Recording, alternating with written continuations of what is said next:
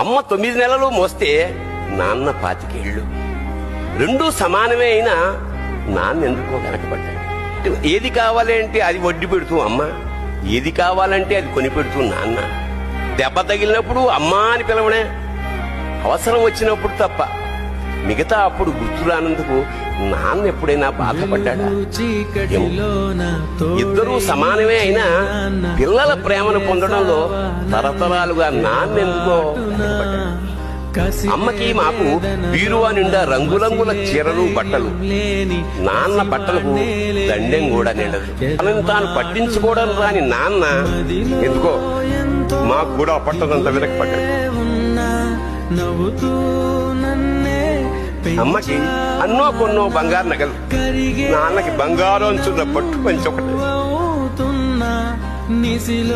కుటుంబం కోసం ఎంత చేసినా తగిన